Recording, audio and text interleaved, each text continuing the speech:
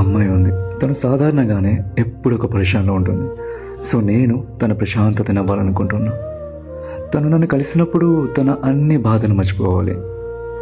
నా మనసు అనేది తన కోసం ఒక చిన్న ఇల్లుగా మారిపోవాలి. అండ్ చిన్న చిన్న విషయాలకు చాలా థింక్ చేస్తుంది పిచ్చిది. అండ్ తనకు దొరికే ప్రశాంతమైన నిద్రకి రీజన్ అని నేను అవ్వాలనుకుంటున్నా. చాలామంది చాలా ఇబ్బంది పెట్టారు తనని. చాలా ఓపికతో అందరినీ భరిస్తూ వచ్చింది పిచ్చిది. అండ్ ఇప్పుడు తను వెళ్ళే మార్గంలో వచ్చి ప్రతి ముళ్ళును దూరం చేసేయాలి నేను. అయినా తను ఎప్పుడూ అరుస్తూ ఉంటుంది, కోపడుతూ ఉంటుంది. అండ్ తను చేసే పనులు నేను కాకపోతే ఇంకెవరు భరిస్తారు? అండ్ తను తన కోపాన్ని నా మీద చూపించకపోతే ఇంకెక్కడికి వెళ్తుంది? పాపం ఎవరి మీద కోపం చూపించడమే రాదు తనకి. అండ్ ఫైనల్లీ తనని, తన మాటలను, తన కోపాన్ని నేను కాకపోతే ఇంకెవరు అర్థం చేసుకుంటారు?